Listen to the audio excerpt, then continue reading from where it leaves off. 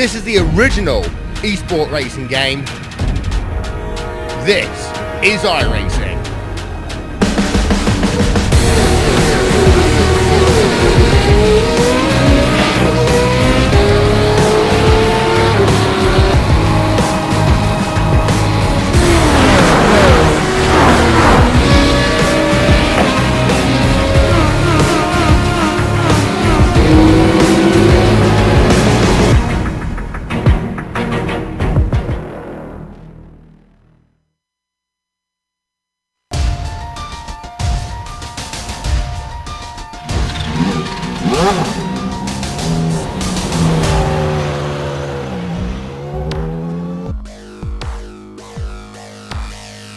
Late-night stroll in the park at Monza was anything but soothing for multi-time champion Karl Modov.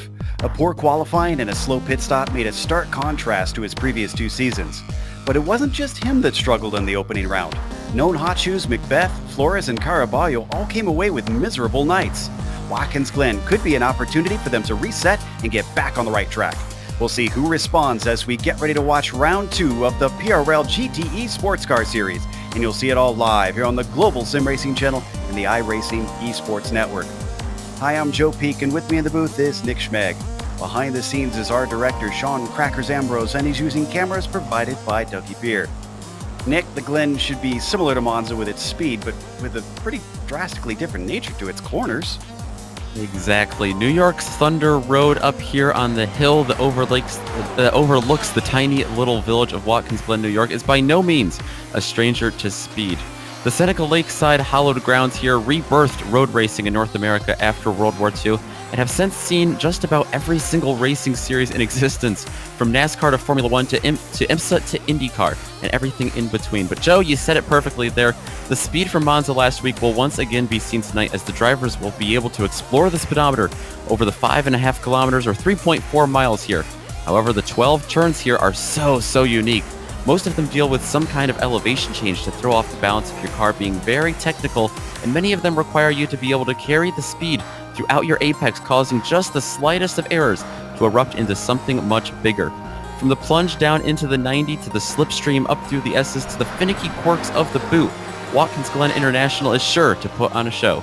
And to get a better idea of what the circuit looks like for the drivers, allow me to send you down to the front stretch to the GSRC lap guide.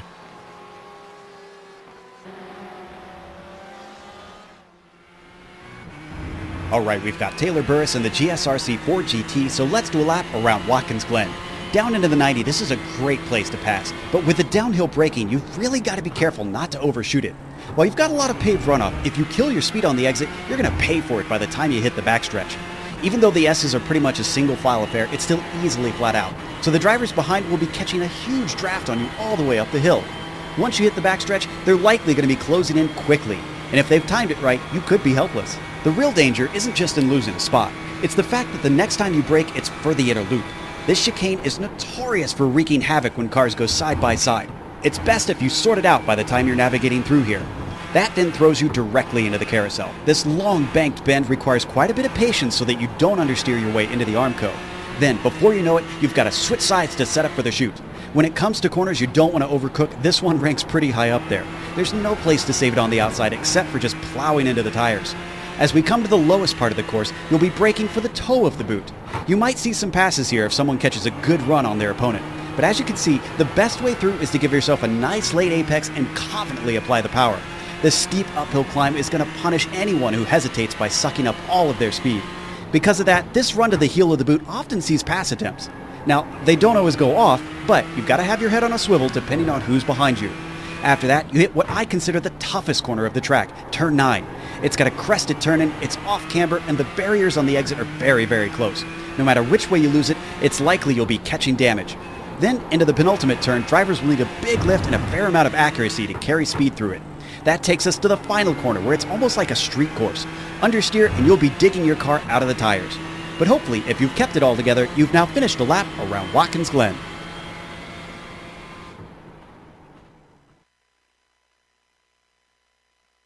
You see a lap up and around the hills of Watkins Glen. And as always, today's race here at Watkins Glen is brought to you by SimMSA. Simulation Motorsports Affinity provides many consulting services, from completely customizing simulators to managing teams, individual drivers, and complete events. They're working hard to bring organizations, companies, manufacturers, teams, and drivers together at one place to support and promote sim racing internationally. They're also bridging virtual and real motorsports by providing a network between these two, involving sim racers, real drivers, teams, managers, engineers, and of course, motorsport fans alike. You can find out more about how you can get involved at SIMMSA.net. Today's broadcast is also proudly sponsored by ButtKicker. ButtKicker products create an incredible immersion and realism to every game. Feel every nuance and truly put yourself in the driver's seat. The winner of Division 1 here in the PRL GTE Sports Car Series will get a ButtKicker Gamer 2 or a simulation kit.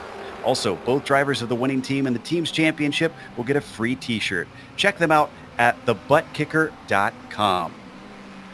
Let's take a look at the championships, though, Nick. We've got one round under our hands, so it's obviously put some points on the board.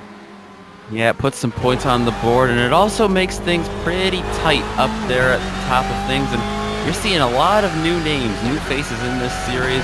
Provides for some great competition. Abner Acosta getting the win last week in round 1. He is going to be at the top of the board in his BMW. The Ford with Dino Filippo there in second, 4 points back, then 6, 8, and 10. You're going to see some more familiar names from last season like Andres Espinosa, Zach Hefner, and Christian Eisler. Still very early in the season, however, if you're looking for names that were at the top of the board last year, like Carl Modoff and Sean Macbeth, you're going to have to look down to 11th and 12th. That's where they are, so they've got some fighting to do. But we also have a teams championship that they, and as well as everyone else on track, are fighting for. That is just as competitive to start off the year. Rincon V Racer is at the top of that with Felipe and Borda. They have 55 points after last week. Obsidian Racing with Acosta and Diaz, they took home the win. Not the most overall points, though. They're only going to be 2 points back. RSR Esports going to be right behind them, 6 points back. Then just 1 point further back, we see our first Speedworks Racing team.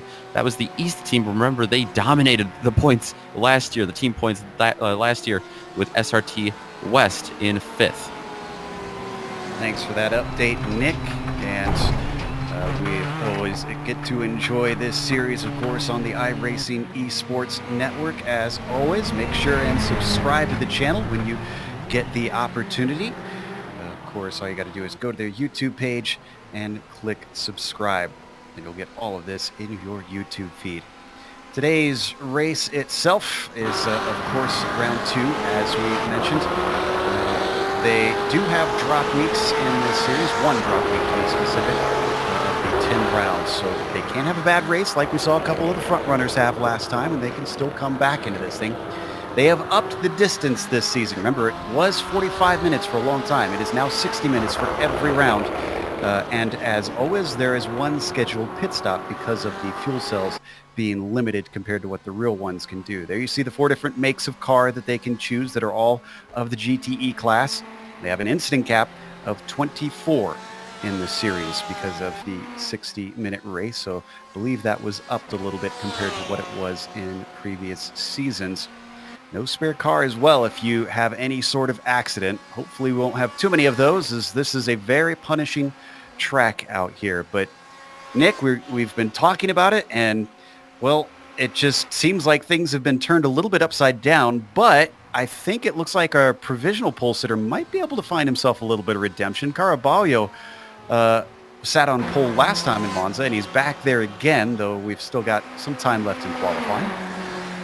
Yeah, Caraballo not having the... he had the start to the race he wanted, but the DNF after that incident last week at Monza, very disappointing race for him, how that went. He definitely would like to find some redemption. Also, Michael Diaz in second.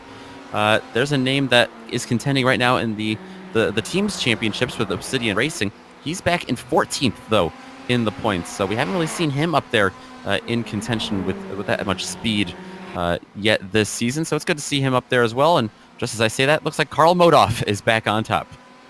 Ooh.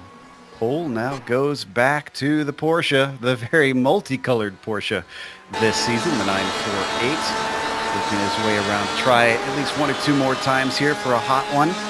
Caraballo still on the front row, so it's not dire yet. That's a good point about Diaz. Diaz was challenging for the win and it actually led a few laps back at Monza. It was, if anything, a mistake both on track that lost him the lead, and then what lost him the podium was a pit error where he had to take more fuel at the very end. So Michael Diaz, who's currently in third, needs to get himself back with a better finish here in round 2 if he hopes to do something in the championship. Caraballo trying to respond. He's about a 10.5 back from Modov. Let's see what he's got this time by. A 42.7. 2/10 quicker is indeed good enough to put him back on the pole. It is getting to be a slugfest here in qualifying. And you know what else I noticed with that slugfest we're seeing in qualifying is Karl Modov last season, he liked to wait until the very end of qualifying to put his time in. Well, that didn't work too well for him last week. Kind of had a couple mistakes in the qualifying lap. This week, though, I think he has seen just how much competition has ramped up in this series, and he's going out there pretty early in qualifying to contend with these guys. You know, I couldn't help but grin when I hopped into this practice session as we got ready for this broadcast and was kind of looking out, and I noticed, oh, Modov is here a lot earlier than usual. So he, yeah, I agree. I think that made an impact on him, how much he got trounced and pushed around being back in the midfield. He did not improve on his last lap, so he stays in second place. He can still get around, I think, in time for one more flying lap. Abner Acosta, our winner from last round, is starting on the second row currently. He's working his way through the inner loop and now the outer loop, but all the way back in fourth. Wonder if he's got anything more in this BMW. Looks like the BMWs are pretty strong. Caraballo, actually he's in a Ferrari, so scratch that. But Diaz up there in third and Acosta in fourth. Yeah, they showed a lot of speed in practice as well. 3 Bimmers in the top 10 right now. Jorge Flores has got his in 10th place back there. Watching Acosta come towards the heel of the boot. He's trailing a slower car. This is Rodrigo Munoz. I wonder if he's going to hold him up at all here in the qualifying. He's starting to get close, and these are aero-sensitive cars, these GTE machines. So he could yet be losing time. Back onto the main course. He is using every inch of track, though. Flirting with the grass in certain places here. Flirting with the grass and also flirting with those off tracks that would disallow your qualifying time. Looks like he's going to be able to put this one in, though. He's not faster. It's about a 10th off of his fastest time. This should be his last attempt at it, based on how much time left is on the clock. Checking to see. Caraballo just started his most recent lap, and I think Karl Modov has time for this one and one more. Diaz, I believe... Oh, no, Diaz is done. Because I just saw Diaz go off and straight through the pit lane. Unless he's just on a in-between lap here. Ooh, here's a name that we were expecting to be doing well last time and didn't have a good race. Sean Macbeth is in 5th currently, so he's found some pace. Gorda is currently in 13th, but now make that P8 with this 143.1.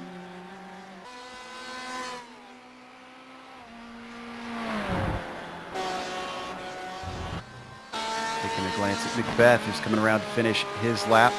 143.1 is his fastest. He is 4/10 off our pole sitter. Could he manage? Oh, and he gets bumped to 6th just now. Now he crosses the line, but that one did not count. He's got enough time to finish this next lap if he takes it.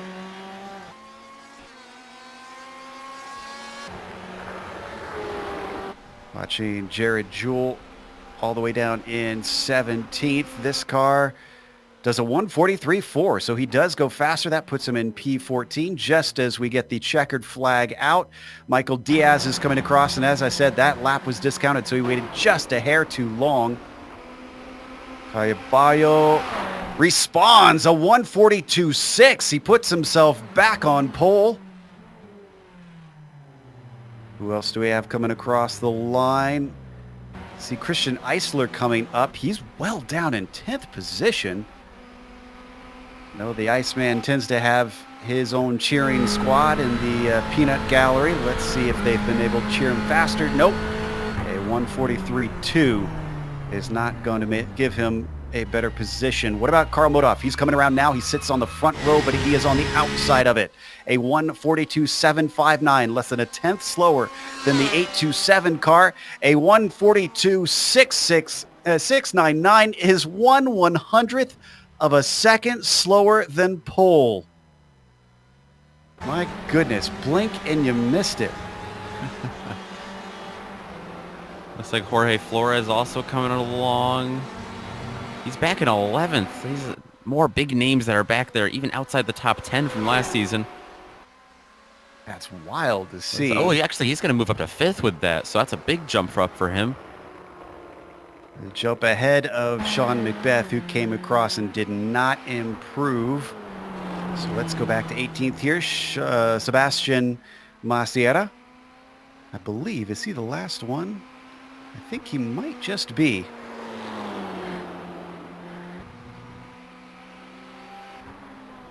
Not sure if Aaron has already completed his lap. We'll find out in a moment. He's behind him on track.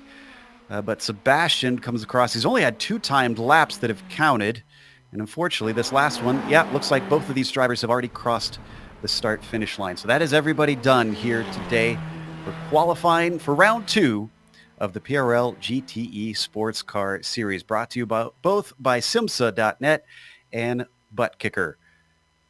On the pole for today, it's going to be Moises A. Caraballo, who will be starting from the front by a scant 13 thousandths of a second over Karl Modhoff. I think we got a rivalry brewing here, depending on how this race goes.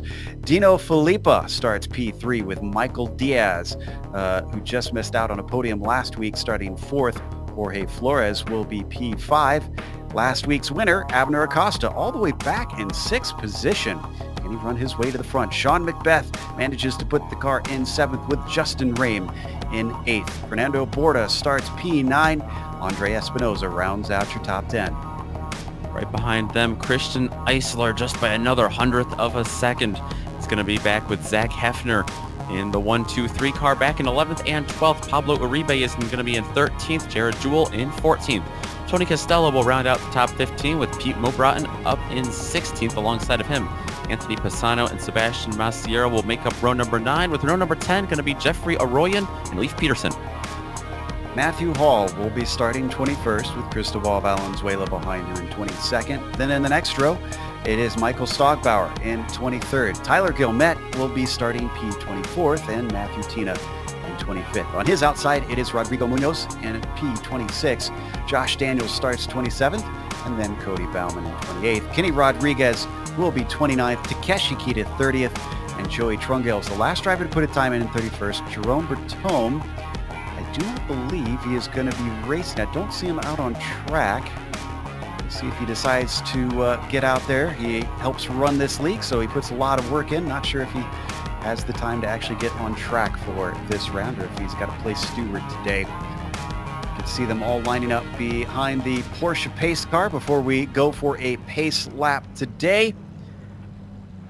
This could be a critical one in this championship, Nick. Only one drop round, and we've seen very fast drivers have to essentially use that up in week 1. Yeah, especially Moises Caraballo. That's the name that sticks out right there out of the DNFs from last week. Definitely not the start to the season he wants to have up there in the 827, but he's obviously got a lot of speed. This is his 2nd week in a row on the front row. One driver I've noticed came into practice a little late and has not performed that well in qualifying is Zach Hefner. He did decently. I believe he finished with the top 5 in the first round, and him being all the way back in 12th to me says that maybe he just isn't quite comfortable, didn't get enough practice in to figure out the pace that he wants in that Ferrari. So hopefully Zach Hefner can climb forward and get the result that he needs. But they follow the pace car up through the S's. I am a little bit concerned. This is the first division, Division 1. that is racing that we're broadcasted here. They have 2 divisions. The Division 2 is essentially the amateur division. But even with all this talent that we've got, Nick, there is always the ever-present danger in these S's of a track blockage. Yeah, especially on that first lap, you have something go wrong, especially up front when competition is so tight, similar to what we saw last week at Monza with Carballo on the first lap. Very, very tricky stuff, and especially back in 10th or 15th or 20th, you have no idea what's coming around the corner up there through the S's.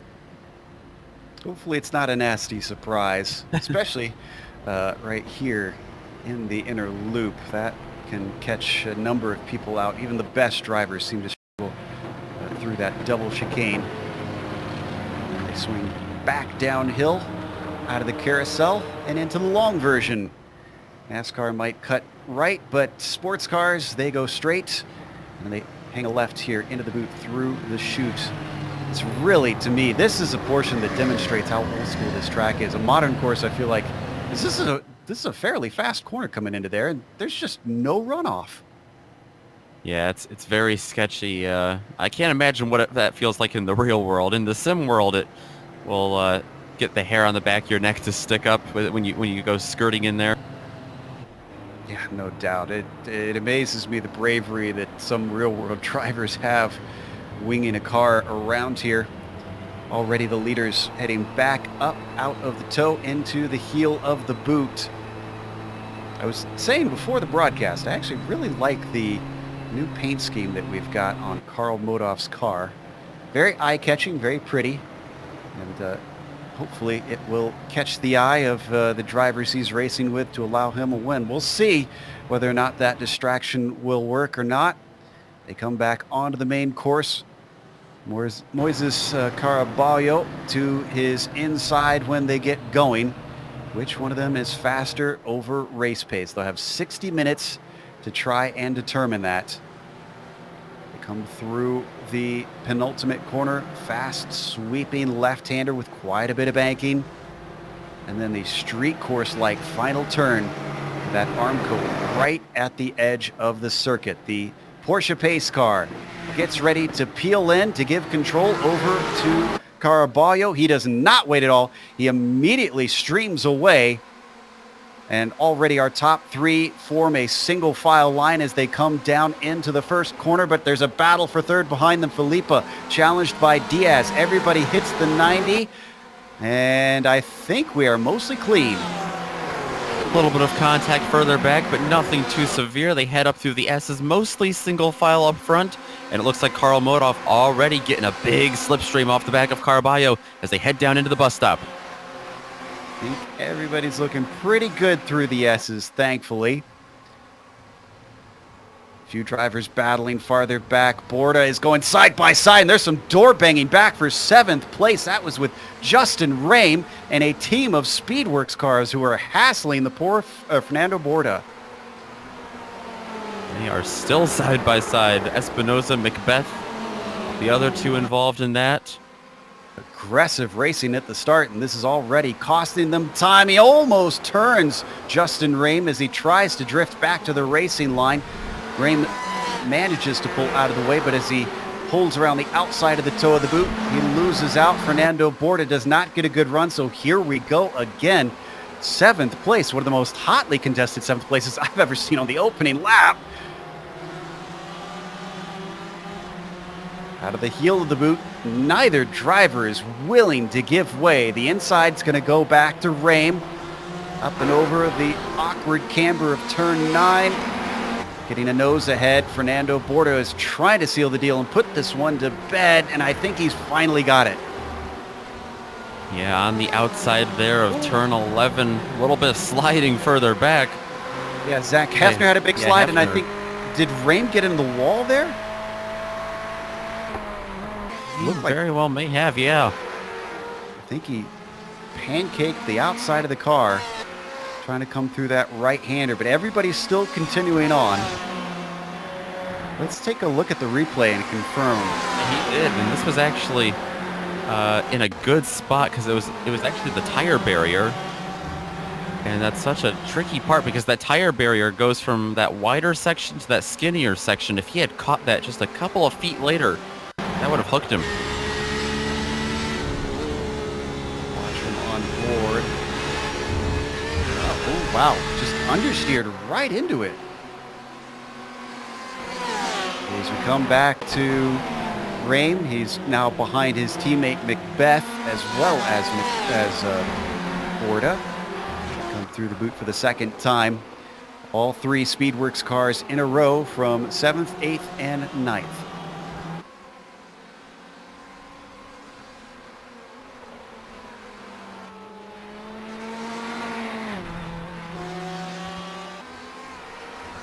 Back up front, Caraballo continues to lead. Modov has broken off a little bit of a breakaway with him. Diaz back in third, but by pretty far. So a bit of a two-car breakaway at the front for now. Modov and Caraballo. About a 2.5 second gap back to third. And single file after that. It's Felipa in fourth, rather. Flores and Acosta. Last week's winner at Monza, of course. Let's go on board with Flores here. He goes a little bit wide out of the 90. And now up through the S's. Going to have a challenge to the inside from Abner Acosta. I think Acosta might have that position as they head down to the bus stop. Actually, they're going to be side by side still. Yeah, Flores running hard on that outside, and unfortunately, it's not going to be the desired line on their way into the inner loop. Looks like Acosta will indeed seal the deal. That moves him into the top 5. Last round's winner, looking to see if he can make it 2 for 2, but he's already nearly 4.5 seconds behind our top driver.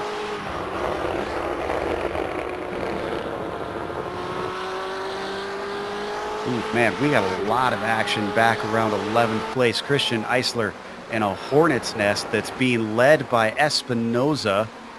Rame is in there. Hefner is behind him. Look at this absolute train. Jewel, Uribe, Mobrotten, Costello, Arroyan. This goes all the way back to 20th place.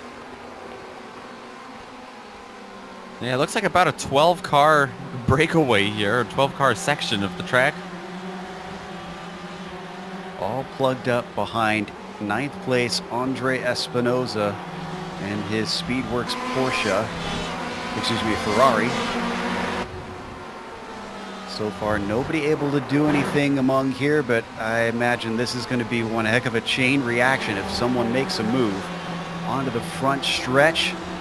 Espinoza actually managing to pull away from Justin Rame behind him. One of the most iconic parts of the original Watkins Glen street circuit was the railroad track, so not too surprising to see some freight trains around here. It's true. As we jump up ahead of them, where Macbeth managed to get by Borda. I think we saw a glimpse of that on screen even. It was down into the 90, but looks like Borda is going to try and retake this one. Defensive move down the back stretch by Macbeth is going to put the kibosh on that. I think Borda may have checked up a little bit there. He must not have felt too confident with the slight advantage he had over Macbeth there. They head through the carousel. Going on board with Espinoza, looking up at these two. Well, I thought he was the cork in the bottle, but he seems to have caught these two in front of him as he rocks up to the back of Borda's Ferrari. And is it just me? Did Acosta just recently get 4th place now? Wasn't he in 5th just a moment ago? Yeah, it looks like he's gotten around Felipa and, well, that's Flores back there in 6th. But yeah, Acosta has just gotten around the Dino Felipa for that position. Don't need a... Oh, well, I guess we are going to get a replay here. It was down in the 90 that it happened. Got a run on him. Look to the inside. Ooh, very nicely done. Textbook maneuver. So yeah, not as easy of a turn as you would think to get a pass done. That I mean, it's really deep banking into there, so the outside sometimes has a better run off the corner there, depending on how much of a run you have and how much you pinch the other guy down. Meanwhile, on the screen, We are watching the fight between Felipa and Acosta, who we ride on the Gearbox for. Just back down the way, you could see Flores in 6th position, just trailing these two.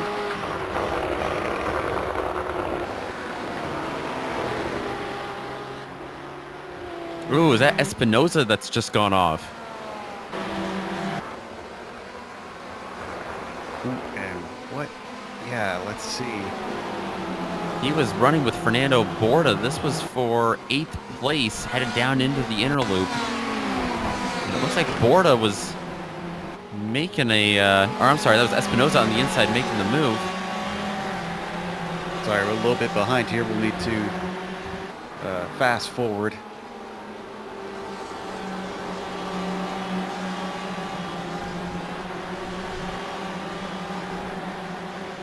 So Espinosa still going, and actually still side by side now with Michael Stogbauer, who gave us a lot of excitement at Monza, but Michael's not able to hold on to the spot as they come through the heel of the boot.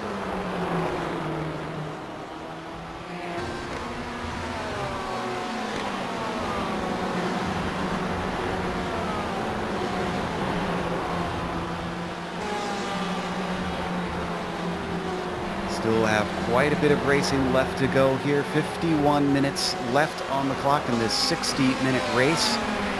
Moises Caraballo is still your leader and significantly has pulled a big gap over Karl Modoff. 2 seconds. Not often that we can see drivers pull away from Karl quite like this. Yeah, and it's been a growing gap as well. Every time I look up there, it seems like Modoff has lost more and more, and that's also allowed Diaz to close in on him. 4-2 from 3rd place to 45 of Michael Diaz. Looks like he might be catching Modoff here soon. Back to Diaz. This BMW trying to reel in the Porsche. This is a good sign, at least for the people who never like to hear that hated word of BOP. We've got a Ferrari, a Porsche, and a BMW in your top 3 right now. And a Ford in 5th. Yeah, so we've got 4 different makes in the top 5. That is a good sign. And I think Diaz is continuing to close. That gap looks to be shrinking. Coming back to the main course, up and around the off-camber turn 9. And indeed, it was blinking down for about 0.7 of a second for a moment. Now it's back up to 0.8 of a second. Up to Modoff from Diaz. Oh, we got a lot of action back in 10th. A swap of positions, I think. Christian Eisler and Justin Rain just switching around there. Zach Hefner rocks up behind Justin now. Ferrari's got a good run, but Justin going slightly defensive, or is this an attack? It's an attack. It's down into the 90. Gets his nose in on that orange and white Ferrari, but Eisler able to accelerate off the corner. Look at how much this checked up the cars behind. Hefner now alongside. Jared Jewell had no place to go. And then there's another Bushfink car, Uribe, in the mix. Still going to be side by side down the backstretch. Hefner going to be to the inside. I'm not sure if that's where you want to be. Looks like he's going to be able to clear Justin Rame. Rame slides just in front of Jared Jewell to defend him, but Jewell tucked right underneath that rear wing of the 912. I was a little worried that Jewell actually cut the course on his way into the inner loop, but it looks like he avoided that. He certainly took a lot of grass along the way. He's dropped back slightly as he continues to follow in 12th position behind him. A whole slew of cars are impatiently looking for an opportunity to get by him as well if he makes a mistake. Uribe is in there, Mo Broughton, Costello, Aronia, Pisano, Maciera, Espinosa, Stogbauer, all of them. Looks like one driver, especially the last couple of turns, that's been looking to the inside is Tony Costello back in the Speedworks Racing team, and he's going to look again. That's on the inside of Pete Mo Broughton. Doesn't work out. So we're going to watch from on board Costello's perspective, looking from the roof of the car. He regroups, tries to get himself a launch. Oh, we got a car spinning. That was Rain coming out of the final corner. And it was all on his own.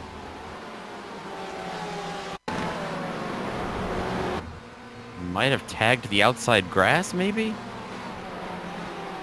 Just barely clipped it. You could see he was trying to catch it immediately and touch the wall slightly. Not too much cosmetic damage to the car, but definitely a lot of ground it lost. Yeah, For a that put driver him. that was in the top 10. That actually put him at the very back of the field. We've had no DNFs, so he is dead last of all cars running. Meanwhile, let's go up to Espinosa once again. This is in 17th. We got 2x2 down into the chute, and it doesn't work out. I spoke too soon. Cars into the wall. Everybody trying to avoid one turned around. That was Maciera, who is stuck in a horrible spot, and he almost gets hit again. In fact, he is going to get hit. Oh, that was Cody Bauman, unfortunately, on the outside line with no place to go. We're probably going to need This was ugly. a blimp view for this one to dissect this. This is, yeah.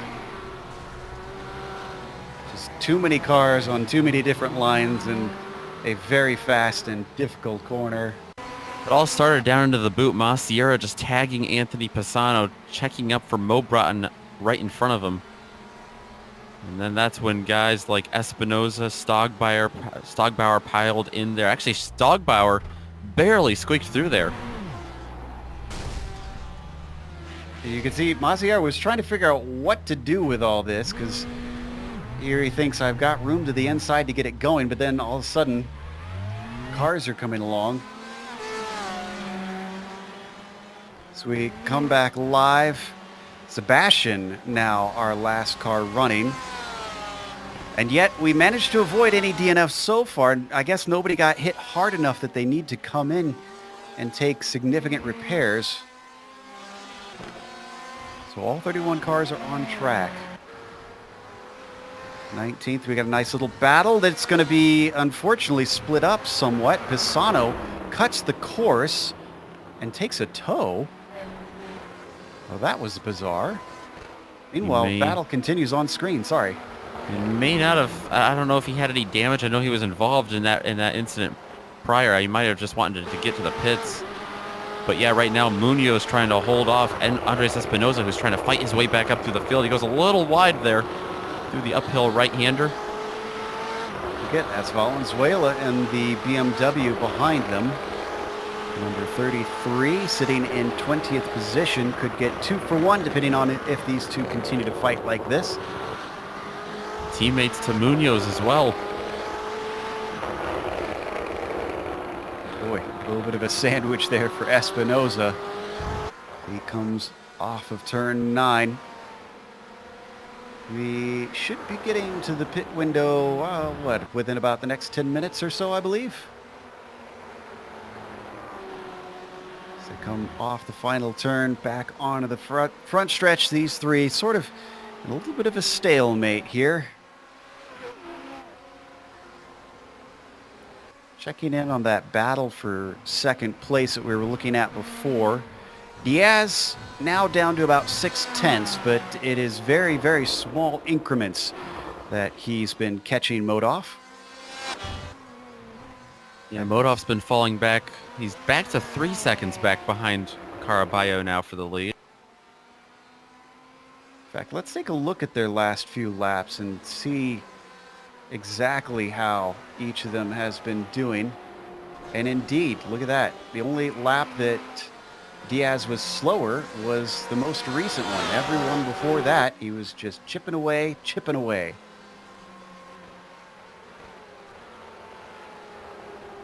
Into the heel of the boot. BMW versus Porsche.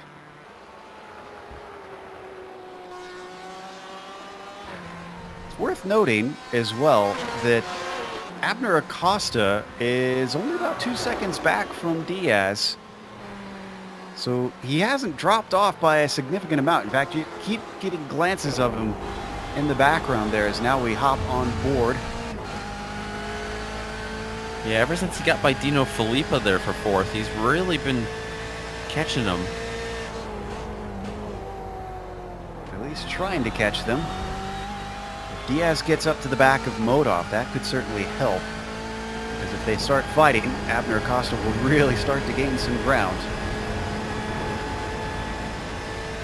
So this began with quite a lot of aggressive racing, some fantastic battles, some side-by-side action, and even a few wrecks. And it looks like it's cooling down a little bit. Everybody's kind of settling into a piece of track on their own. Nice little battle happening for 8th between Borda and Eisler. Bushfink driver trying to stalk his fellow Ferrari, as he also has got a mirror full of Zach Hefner, don't forget. On board the Rincon car.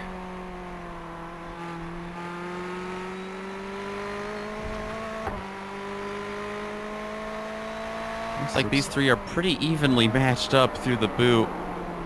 Eisler going a little bit wide, but you can take a lot of different lines through that turn right there. And for none of these drivers was it terribly faster than the other. They now hit the heel of the boot. Coming across the track, switching back to the right side. And back onto the main circuit over the crest where the car starts to lose grip. And way off the apex for Christian Eisler through there. That allows Hefner to gain a fair bit of ground on the car ahead.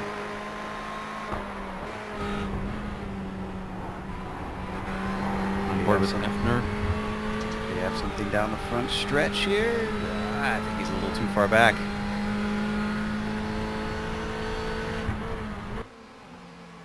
Is it just me or does Borda have a little bit of left side body damage? I believe, wasn't Borda the one that had the side-to-side contact Yeah, he probably in the very had first lap? Yeah, he's got to have some, a little bit of, it looks like it got pushed in just a little bit in front of the left rear tire. Here goes Hefner. Nope. He says, no, I'm not. He backs off in a straight line. So nothing doing this time. He's content to sit back there. Ooh, they were side by side behind him though for 10th or for 11th rather. Yeah, Pablo Uribe and Jared Jewell. Looks like Uribe just getting by him. He did. He got the pass done coming up to the inner loop. Now he's trying to come back at him. This has allowed Tony Costello to join the fray, with Jeffrey Arroyan having dreams of trying to get involved, maybe get into the top 10 himself. Just a little bit too far back to be considered quite a part of the battle, but he is certainly hovering around. And Uribe up at the front of the train, trying to shake it off. These guys back here having the same problem as the three cars in front of them. They're all pretty fast and clean right now, just not considerably faster than anyone else in their battle. Oh, and Diaz has gained a ton of ground recently. Look at this. He is now within 0.3 of a second on Karl Modov as they climb up the hill. Is this enough for the draft to give him an opportunity? He's starting to close in. It's 1 car length, less than a car length. He's rocked up to the gearbox, but not quick enough. He's going to hold off that time. I think he knows that he's got him, though. He's just trying to set him up for the perfect opportunity. Through the carousel, see Modov going a little bit wide, maybe checking his mirrors a little bit. Certainly he's got to be a little bit wary at this point, knowing that Diaz has run him down like this. Oh, wow, he is awful close. I'm not sure that he'd even wait for the backstretch. As close as he's riding now, he could have a go at, honestly, any hard braking zone. Well, they're going to have one here in a moment. Doesn't look like he's going to step out, though. He could easily to the right, but no, he's going to wait. I highly doubt he's going to want to get him here. Yeah, it looks like he will, in fact, stay patient, at least till the front stretch. Yeah, he could duck out into turn number 1, down into 90. That might cause some side-by-side up through the S's, though. Well, that'll be music to the ears of Abner Acosta behind them. As they come around the final turn, it almost kind of looks like Modoff is turning the wick back up because he's pulled a little bit more of a gap than what he had just a few corners to go, and that'll keep him safe down into the 90 because Diaz not nearly close enough to attack. They both go on over the runoff there. Yeah, Modoff looks really good here on these faster parts. Down into the boot, though, it looks like Diaz has the advantage. Might be something in the setups as well.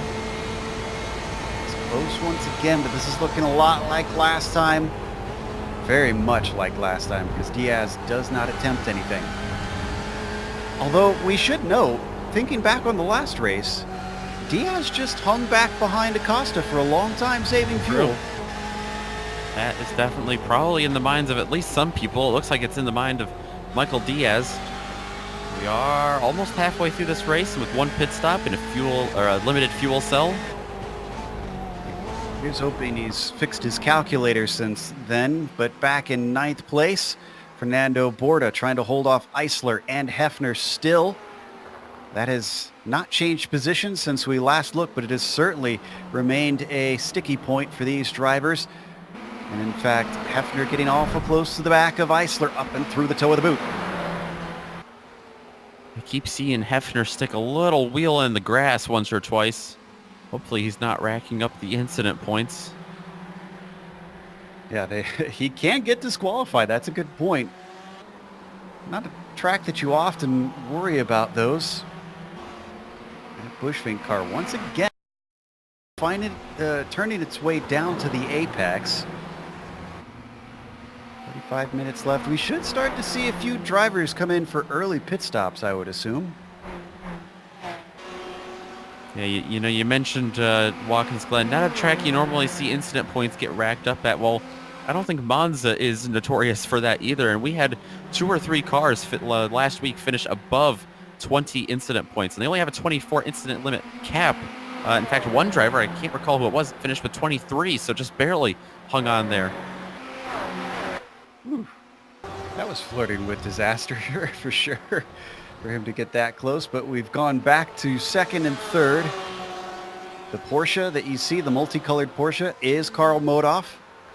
The black, white, and red machine, the BMW, is Michael Diaz in the number 45. Now, though they haven't been battling, Abner Acosta has cut this down. It is 1.8 seconds back to 4th place.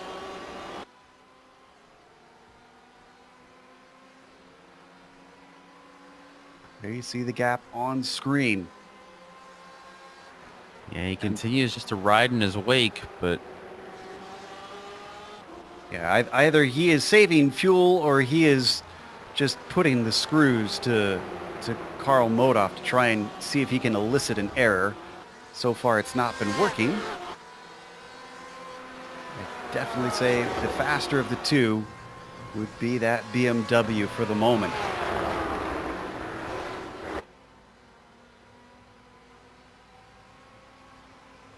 Since the start of the race, we have only had 2 DNFs. Sebastian Masieta apparently had too much to continue from his part in that incident, and Anthony Pisano as well has come in and retired. 29 drivers are still out on track and running. Back to Pablo Uribe ahead of Jared Jewell. Tony Costello at the back of this trio in his Speedworks Porsche.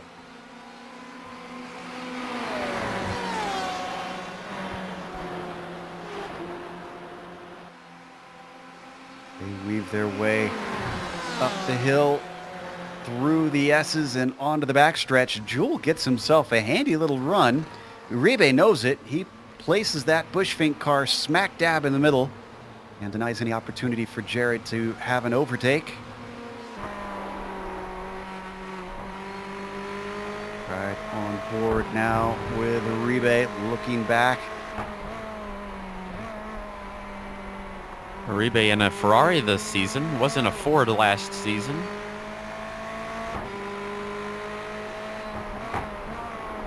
Yeah, I'm looking through. I believe we've only got 2 Fords that started this race. 3 Fords, I think. Yeah, Nope, I was right, 2. I was about to make a comment. Uribe not anymore the lonely Ford out there, but it looks like he switched to a Ferrari, so.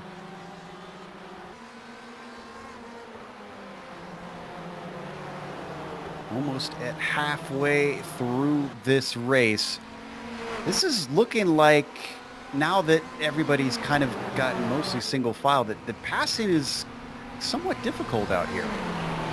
Yeah, well, these turns are so fast, and it's so hard to, since you have to carry all your momentum through the turns, it's so hard to gain an advantage over the guy in front of you. You need to have him make a mistake, or pressure him into a mistake, or have something go your way. Because you might be faster than him, but he's going to be, also pretty fast through the turn. It's not like we have too many low-speed corners here. Back up to our 2nd and 3rd place battle. Modov staying ahead of Diaz. And I can tell you, I think we've had our first scheduled stop happen as Josh Daniels, we don't need to go to it. He's well down the order. One of our back markers trying a slightly different strategy. I can also tell you that a change for 14th position happened as Royan was passed by Stogbauer for that one.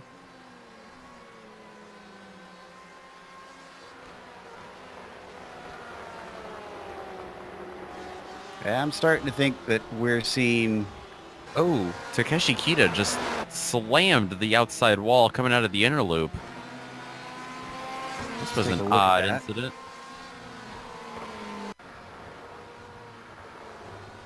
He was chasing down Matthew Tina for 21st. Yeah, but there was... Watch that. Just snaps no into real, it. Yeah, contact or anything. Looks like the curb, maybe. Off that onboard, at least. It seems like it bounced maybe a little weird, and Kita returns to the track in 25th.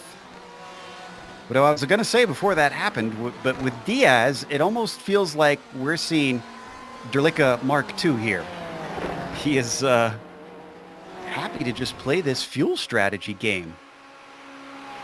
Yeah, and that definitely worked out for Jesper Derlicka a lot of times in the past. Didn't work out for Diaz last week at Monza, but I'm sure he learned quite a bit in that race as well. You would hope. If he didn't, then we're in for another very sad ending to this race for poor Michael Diaz.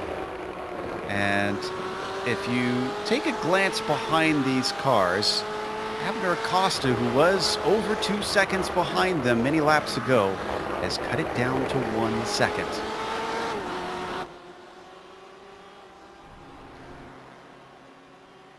So Abner is a little bit faster than these two for the time being. Wonder if there's enough of a gap for him back in the pack that he could make a stop and try to pass them with strategy, considering he's been faster so far. Maybe even Michael Diaz could do that. Yeah, Michael Diaz and Abner Acosta, teammates here. They tried to work together last week as well. That didn't work out, of course, for Diaz, as we mentioned previously, but looks like we might be able to see some team strategies play out here. This battle continues to rage on, and we've only had one scheduled stop so far. Takeshi Kita, because of his damage, by the way, did have to come in. And we do still have that battle back in P7. It hasn't changed around yet. Gorda still ahead of Hefner. Actually, no.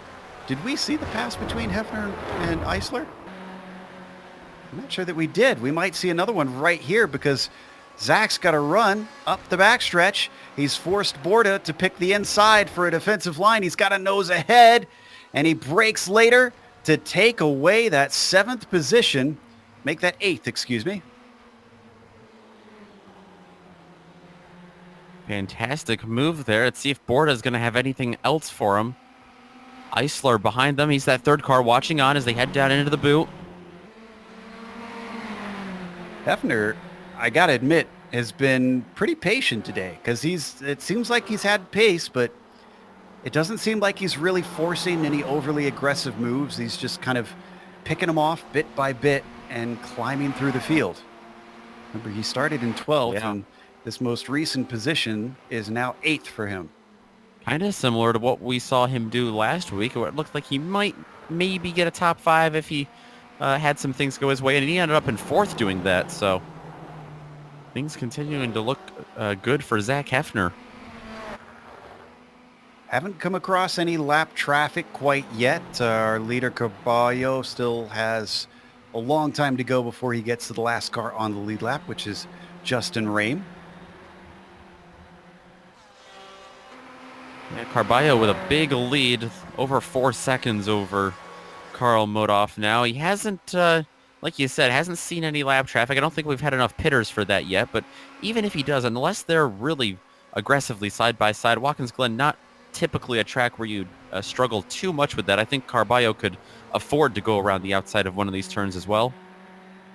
You know, it just hit me when I called that Justin Rame was the last car on the lead lap. I was like, how did he get back there? Apparently, he took a pit stop when we weren't looking. So the 912 is done with his stop and good to go until the end. Munoz also in. There you see on screen.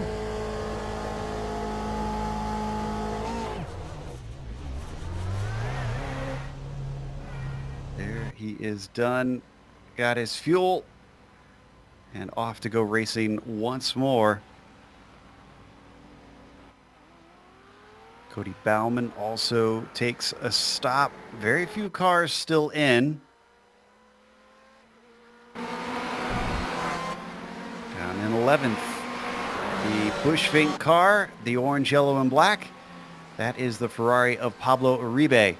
He is leading. Jared Jewell, Tony Costello, Michael Stogbauer, Jeffrey Arroyan, and Pete Mobrotten, going all the way back to 16th. Yeah, we've seen a freight train back here for most of the race, but this one pretty spaced out. Looks like most of them have about a second in between one another. Wouldn't be surprised if we saw some of them try to jump each other in the pits with that little of a gap. Certainly would be something I would be considering at this point. 25 minutes left to go. Might as well go now. We got not a whole lot to lose.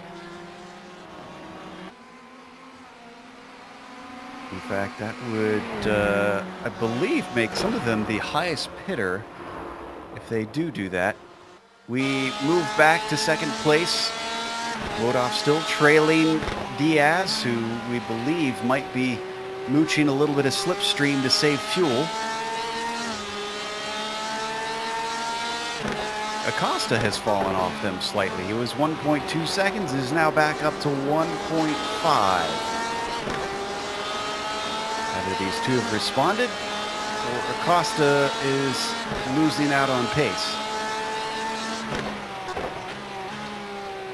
Diaz got really close there to the back of Modoff that turn. We saw it there on board as they head uphill. Really curious to see if Diaz pits earlier than Modoff, or if he pits at the same time, or is he just going to take it as absolutely late as possible to save as much fuel as he can. Well, he's definitely staying in the slipstream, as there's a little bit of a weave from Karl Modoff down the front stretch, and Michael Diaz was having a little bit of monkey see, monkey do. Yeah, Modoff definitely knows what's up here. He knows that Diaz probably a little bit faster than him, but he's decided to stay back, not only save fuel, but also pressure Modoff for the last half of the race so far. Looks like Tony Costello for Speedworks is coming down pit lane. I like that call. He was back in that group of cars. Might be able to jump someone like Mo Broughton. Well, he just looks like slid his stall, it looks like a little bit.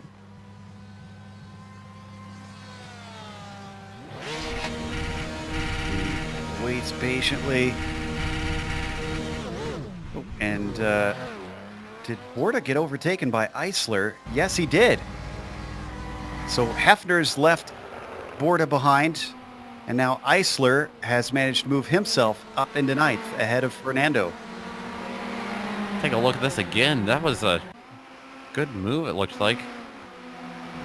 Just slipstreamed him. Yeah. Classic.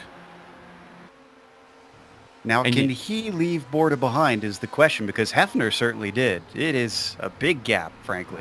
Yeah, they've been pretty attached to the hip for most of this race. Just when one of the other gaps, it seems like they're right back together. And while that was happening, we wondered about lap traffic. It looks like Carballo got around Cody Bauman to put him a lap down. So might be running into a little bit of traffic now. That's one, but the next car up the road is Tyler. Yeah, he's a long ways up. Oh, and we got one of our front runners taken to the pits. It is Sean Macbeth, followed by Jorge Flores. This is two Speedworks drivers.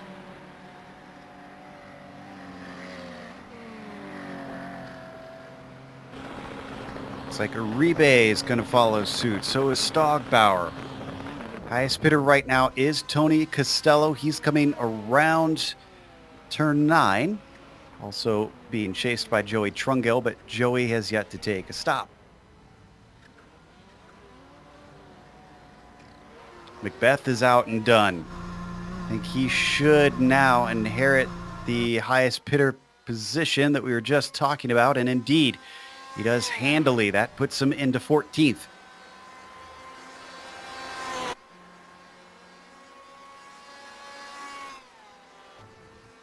Wondering if this is going to eventually trigger anything for the leaders in their pit strategy, or at least the front runners. Caraballo.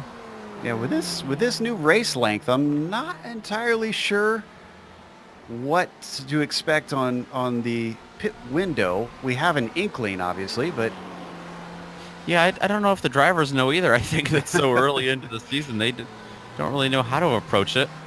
I'm sure Caballo's in. Yeah, he is in. And So Modoff and Diaz and Acosta. So this must be the end of that pit window. Felipe. Diaz, I think, is the one to watch.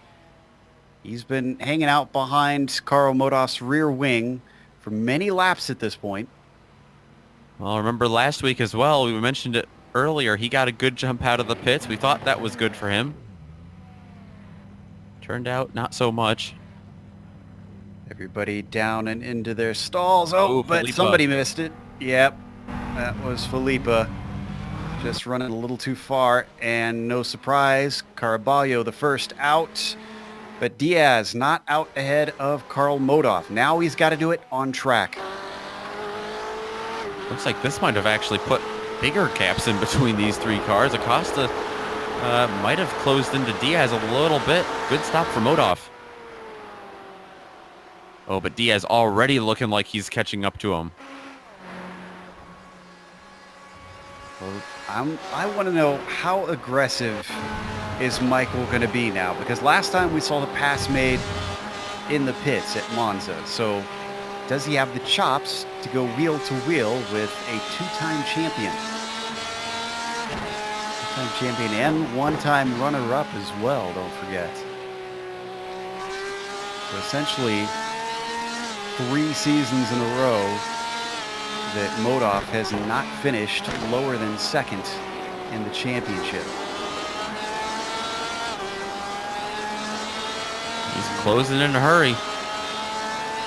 He's keeping with him. I believe we have 2 cars that need to pit, and that is Hefner and Eisler, who are drivers. I didn't notice that it didn't seem like they were drastically saving fuel, but they've gone a lap better than everybody else around them, as Hef now comes in, followed by the Iceman.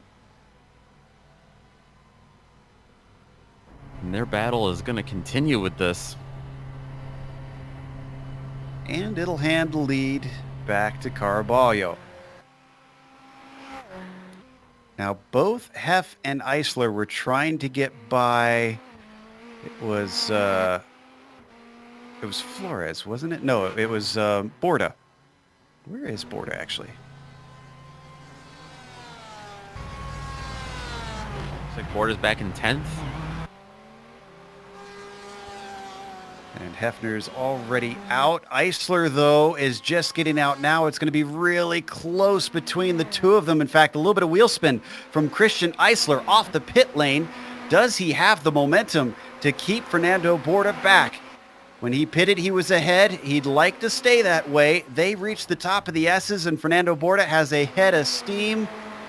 I don't know that he's got quite enough, just feet away from a possible attempt to get himself into 9th. It is just not to be. Oh, but a big mistake. That's going to open the door. Can't turn into the carousel. Here comes Fernando Borda as the Iceman now has to give way. Oh, it's still close. He sticks his nose in, down into the chute, and somehow finds the run off the corner. I don't know how he carried the speed from off the inside. Now they hit the toe of the boot. Many people get hung out to dry the long way around of that toe. Ooh. But he's not giving this one up. Eisler practically moving him that time. He's going to be on the outside still, but if he can hang on to it here, he's going to have the inside going uphill. Even though he's going to have the inside, it's still an awkward... No, he's going to clear him before. It might be a crossover from Borda. Very aggressive racing going on back here. I don't think Christian wants to give this one up. I think he is very determined to keep himself within the top 10.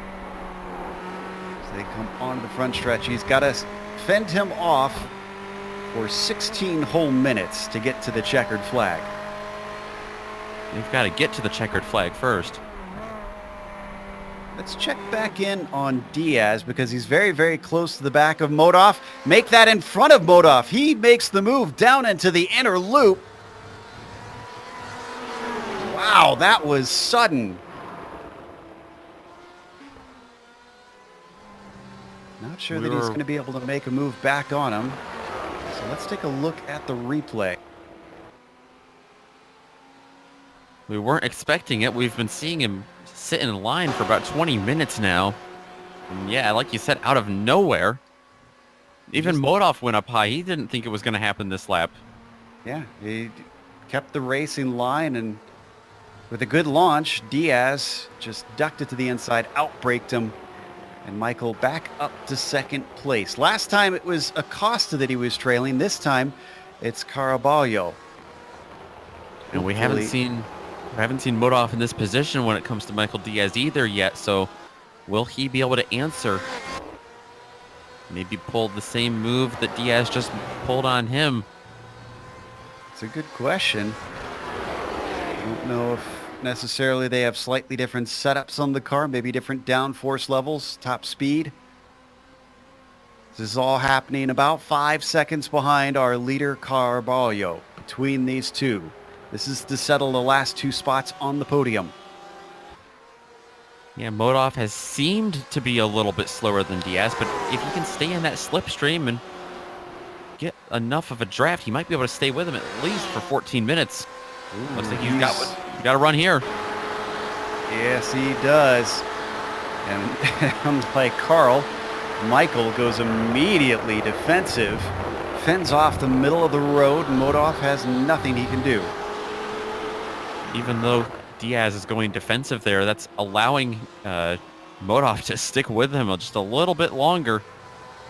Don't know if he totally minds that for the time being. And Acosta to close. Yes. Look at how close he's gotten. I'm sure Diaz would love Acosta to get in front of Modov right now, even if he doesn't feel as much of a threat as he could. He'd love to have a teammate back there to be a buffer. Absolutely, and it could go both ways because I'm sure that Acosta would like to get by with a little help from his friend, as Diaz could back Modov up into him. Down in 17th, got some action between Valenzuela, Mobrotten, and Munoz. That was a change for position as Valenzuela got ahead of Mobrotten. This is the Andes QLS racing team that is sandwiching Mo Broughton right now. And all 3 BMWs as well. The latest GTE car to join the service here on iRacing. Unfortunately, in its swan song in real life, at least from the factory teams. All 3 just going to be forming a nice little row for now. Because as we've seen from much of this race, drivers are able to get into a line, but it takes a phenomenal effort to get themselves a good enough runs out of somewhere to try and get a pass done. And it usually happens either here down the front stretch or out of this corner. The first one, the 90, up to the back stretch and into the inner loop. And I think we might get another one right here. Yeah, Mo Broughton's closing in on him. A little bit wide out of that first corner from Valenzuela, causing him some regret. And right on board with Pete. Pete gets right underneath the bumper and then ducks out to the left side onto the racing line. They both get onto the binders. Mo Broughton a little bit later onto them. He finds the apex, parks it there, and retakes P17. Even with Cristobal going the defensive line, he's going to make that work. Now Cristobal's got Rodrigo Munoz behind him. Heck of a move there by Pete Mo Broughton. I'd say that was brave stuff. I wasn't totally sure that he had the car woed up enough for the double chicane. But it all worked out in the end. Now less than 11 minutes to go.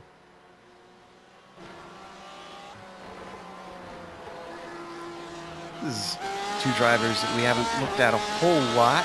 Costello and Arroyan. We saw them in the middle of a train before, but after the pit stops, they all split apart. This is now a battle for 14th position. Arroyan trying to duck in behind that number 55 Porsche, the Speedworks Racing Team Porsche. Fortunately, not nearly close enough. Both of them using quite a bit of that paved runoff, which is still fair game.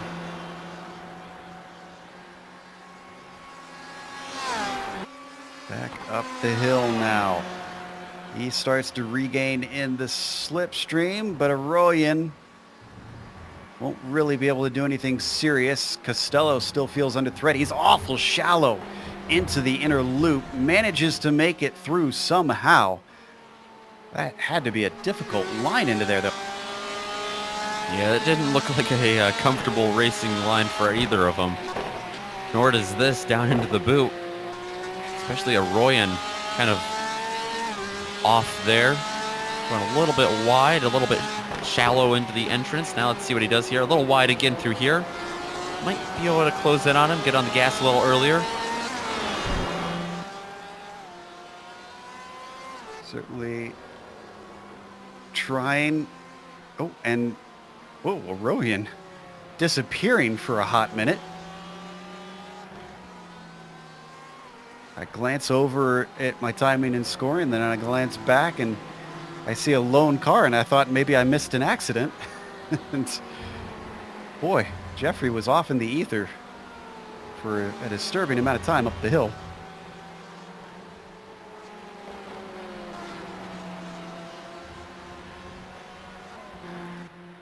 Checking in on Christian Eisler, who had managed to get by Borda, but unlike his friend Hefner, who actually has overtaken another car, Hefner's up to 7th past Flores. Eisler's not been able to shake Fernando. Yeah, Borda is back with him, and now you see them go through the bus stop. Borda tried to gain as much draft as he could there on Eisler in front of him, but Eisler kind of weaving all around there on the backstretch a little bit. Oh, and Arroyan just got by Costello. There's another backstretch move, another slipstream. If anything, almost looks like if we watch the replay here, keep an eye on Costello. He's in the green Porsche. It kind of looks like he brakes earlier lifts and just lets him through. Yeah, it sounds like he lifts a little bit early. Might be going about half throttle down the backstretch. It's on board with him. Yeah, that was a big old lift. He doesn't seem too interested in fighting that hard for a position that far down. He just wants to get to the end and get some points rather than risk the car. Plus, Arroyan very quickly running away from him, so I guess he saw the writing on the wall, unfortunately. This gives us an opportunity to jump to third because Karl Modoff has lost a little bit of touch with Diaz since he's gone by, and now you can see how much under attack he is from Abner Acosta. Yeah, Acosta was slowly lurking back when Modoff and Diaz were fighting for so long, or at least running nose to tail, and now Acosta's into the picture. This time with Modoff, and this time for a podium position. They've got no worries about what's behind. This pace for the top drivers has been phenomenal. It is 15 seconds from fourth back to fifth. So I think Modoff and Acosta have the green light to battle away.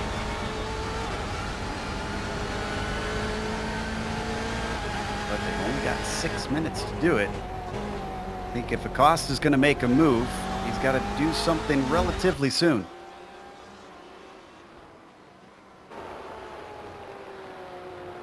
Yeah, it's not too many laps around here.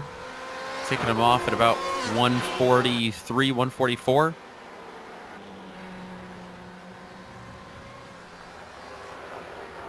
And the distance between Diaz and Caraballo is 4.5 seconds. Actually, has he been faster? Oh, he might have been. Yeah, that was about a 5-second lead, if I'm not mistaken. Maybe 6 seconds, actually. At least when it was Modoff. Unless Moises is just managing the gap. Yeah, quite possibly. Yeah, last time by, he was 0.3 quicker.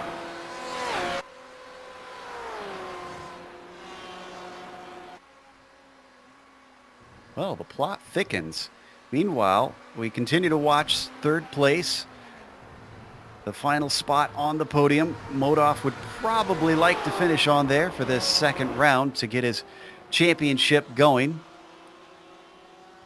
Costa's trying to deny him that pleasure. They go back downhill through the chute.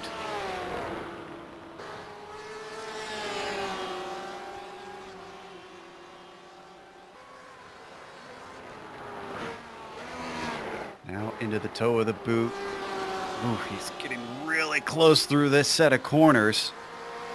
I think it was you that mentioned a little earlier that it seemed like Modoff maybe not as strong, at least compared to Diaz, through the boot section. And this is his teammate. I wonder if there's a shared setup. And oh, we've had a problem with Jared Jewell. Jared Jewell is around at the carousel. Oh, that's a tough break for him. He was running 13th. We'll take a quick look at this one.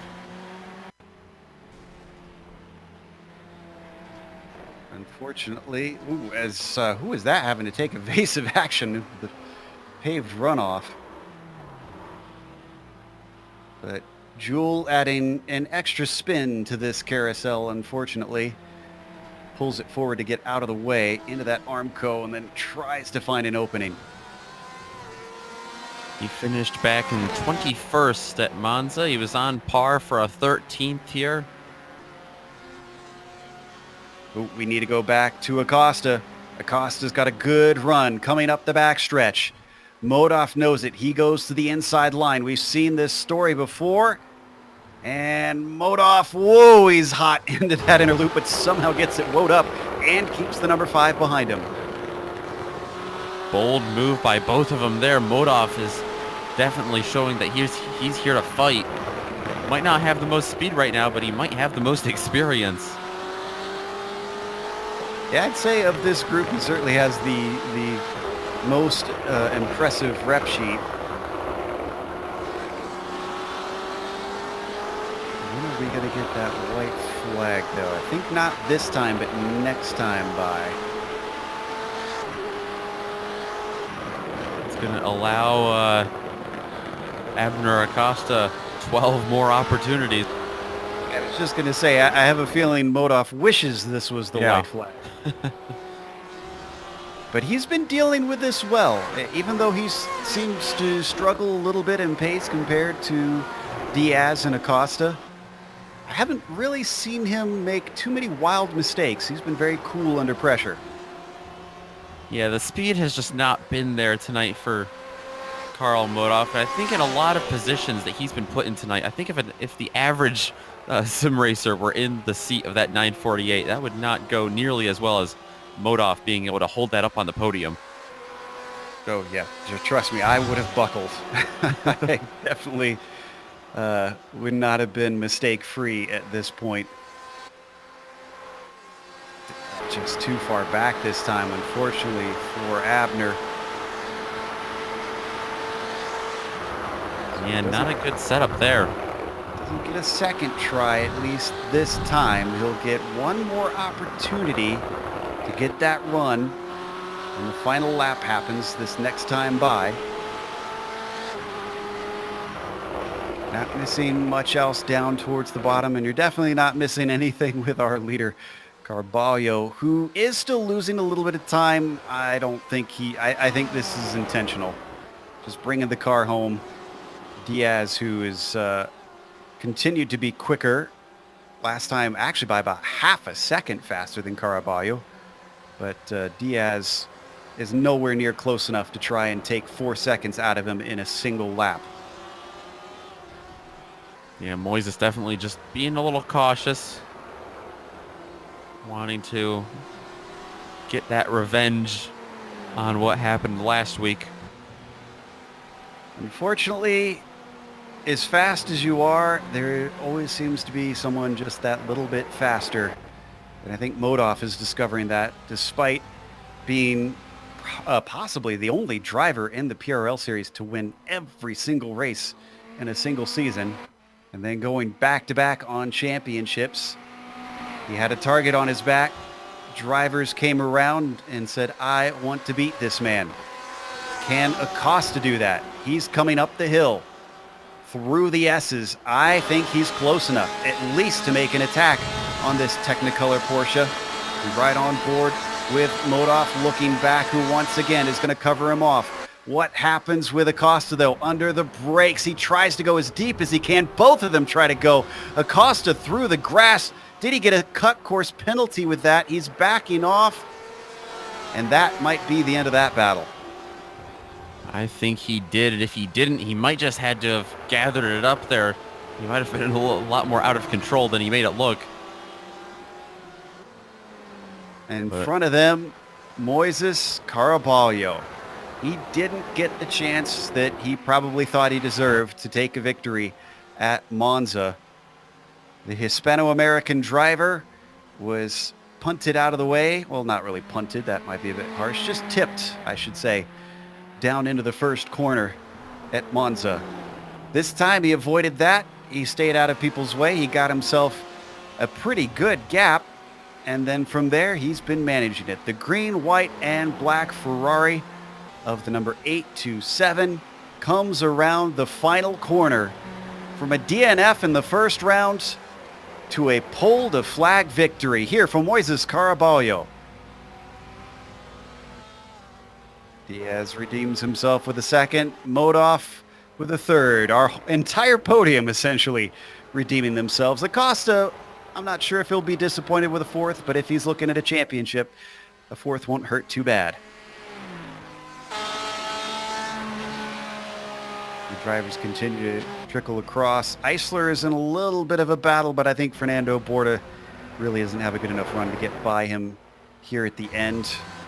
Incredibly, we had 26 cars finish on the lead lap. Yeah, very clean race. Great driving by everyone. We see here Costello come across the line behind Michael Stogbauer. That is for Peterson. 13th. Yep, Leif Peterson there. That's our last real fight on track. Everybody else is a second or more apart. So as the last of those drivers just come across the start-finish line and breathe a sigh of relief. We're going to take a quick break here on the Global Sim Racing Channel. We'll come back with the unofficial results as well as driver interviews. Stick around. On screen, you'll see all the upcoming races here on GSRC.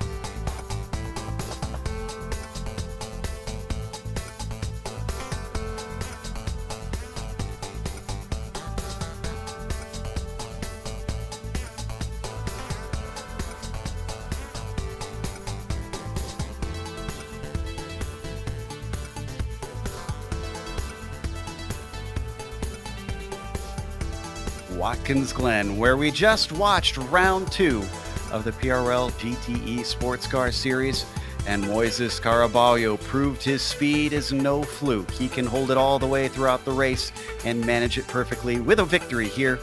And Michael Diaz followed him home. Once he sussed out that fuel thing, it looks like he is going to be a force to be reckoned with as well. Karl Modoff, who was a multi-time champion, started on the front row and finished in 3rd, having to fend off Abner Acosta, winner of the first round, who gets a 4th place, having started in 6th. Dino Filippa finished P7, and Sean Macbeth didn't climb a whole lot, but he went up from 7th on the grid to 6th here. It's Hefner who really found some pace here compared to his qualifying. Zach went from 12th to 7th.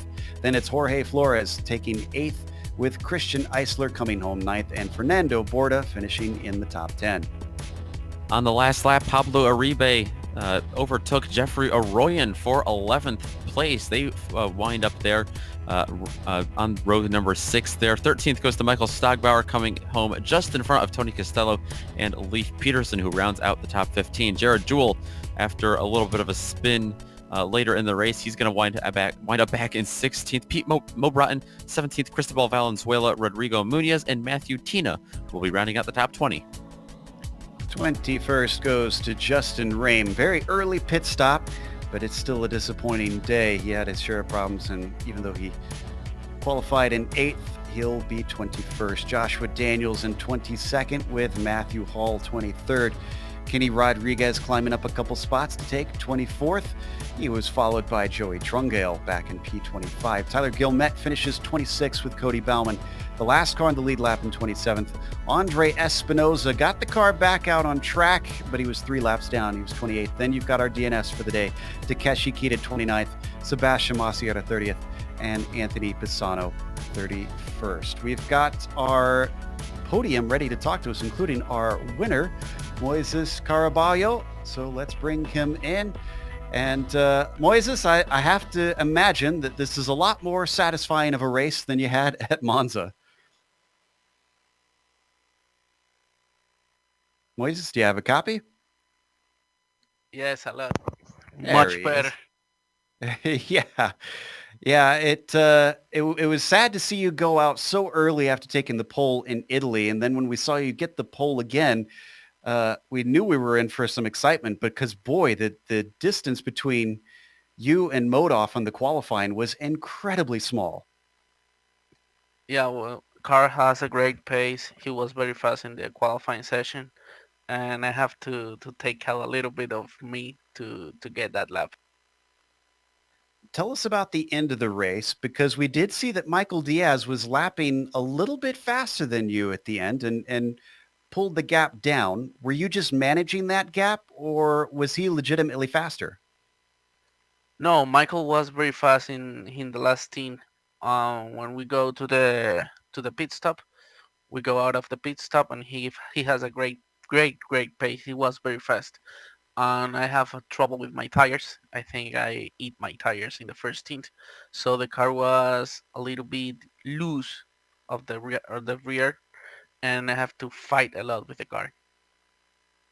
Now that you've got a win under your belt, do you feel pretty confident about taking the fight to Modoff for the championship? Let's try it. I will do my best. So let's see what happens. It's a big long championship and big drivers here. So we have to learn every day about what the car is doing, every day setting up, and I will try to do my best to fight hard with the championship. I like that pragmatic view. That is Moises Caraballo, our winner here today. Nick has caught up with second place, who was apparently faster. Michael Diaz will tell us about his race. Hey guys, how's it going? Fantastic after seeing that race there, Michael. And we mentioned to Moises that was probably a much better race for him than last week at Monza. I'd say the same for you. A much better result for you. I'm sure you're a lot happier. Yeah, I definitely took care not to mess up the pit stop this time. And a little bit faster there on that last stint, it looked like we were hearing from Caraballo there. Is that true? Were you able to close in on there? We thought he was just managing the gap, but you think if the race went a couple minutes longer, you might have been able to close in on him? I mean, I caught up a little bit, but I wouldn't think I would have passed him. I mean, I had no tires at the end. My car was done. Just no grip, rear, front. Tire were. Yeah, it's similar to what he told us about tires. It must have really put a hampering on those machines out there, the track temperature and the conditions. We saw you ride behind Carl Modoff for quite some time in this race. Was that another fuel strategy like we saw at Monza, or just not wanting to pass him until later in the race, not wanting to make a mistake? I just wanted to take care of my tires a little bit behind them, and subsequently save some fuel, and then just go for it on the second stint. So it worked out pretty well. I wasn't expecting him to break so early when I passed him. I wasn't actually going for the move, but I got through and got P2. So good race. Yeah, it was a good second place result for you. We head to a track not as known for its speed as Monza and Watkins Glen next week. We go to the Nürburgring. Are you excited for that? The Grand Prix course, I should specify. Are you excited for that race? There is a little bit of elevation change, couple similarities to the Glen. I mean, it's okay. Hopefully, I could get a better result. Glen is not like really my best track, so let's see what I could do next week. All right, we're looking forward to that. We will be here, and hopefully you will be too in the booth talking to us after the race. Yeah, hopefully. You guys have a good night, and thanks for hosting.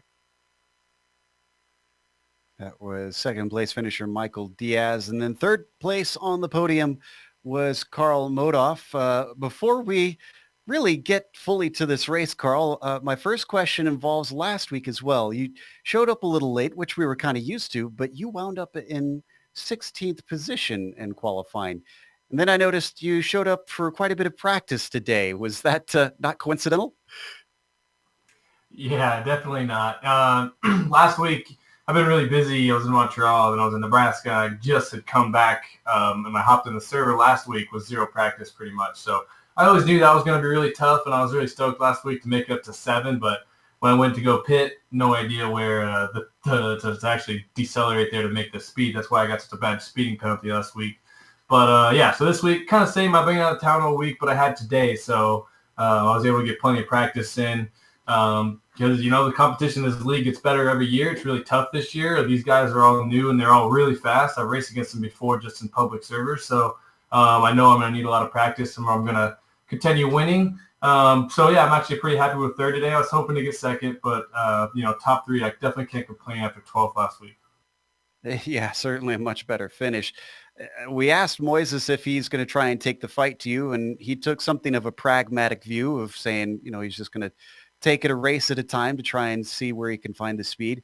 You obviously have to play a little bit of catch up after this week. Do you think you have something for him or any strong tracks where you think you could potentially get a win over him? Yeah, that's hard to say. I'm just going to approach because I think there's some other guys that are going to be tough too.